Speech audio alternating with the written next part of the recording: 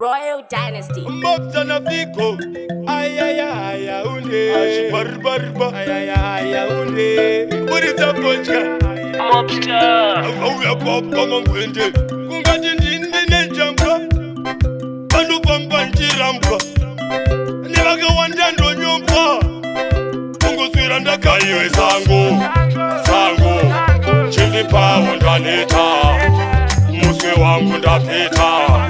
daiwa chinyadzisa maheta iwe sango chindipawo ndaneta muswe wangu ndapeta daiwa chinyadzisa maheta musango ndakapinda ndiri mdiki ndakatsamwa inini ndine chiki ndakabata foshoro nepiki nanhasi pachingori triki vanondiona kunge ndiri rombeni hanzi ndichafudza mombeni vanoda kuti ndisatonge kuti ndisakonge vanorwadziwa kuti ndizvironge asangu chindipawo ndaneta muswe wangu ndapeta daiwa chinyadzisa maheta iwe sangu chindipawo ndaneta muswe wangu ndapeta daiwa chinyadzisa maheta varipo vanopotsera zvidzinga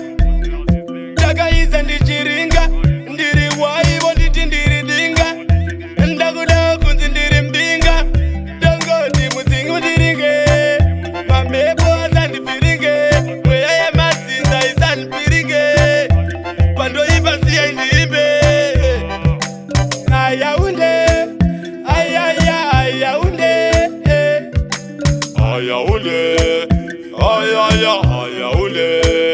naiwe sangu chindipawo ndaneta muswe wangu ndapeta daiwa chinyadzisa maheta iwe sangu chindipawo ndaneta muswe wangu ndapeta daiwa chinyadzisa maheta musango ndakapinda ndiri mdiki ndakatsamwa inini ndine chiki ndakabata foshoro nepiki nanhasi pachingori triki vanondiona kunge ndiri rombeni hanzi ndichafudza mombeni vanoda kuti ndisatonge kuti ndisakonge vanorwadziwa kuti ndizvironge sangu chindipawo ndaneta muswe wangu ndapeta daiwa chinyadzisa maheta iwe sangu chindipawo ndaneta muswe wangu ndapeta daiwa chinyadzisa maheta Mobster.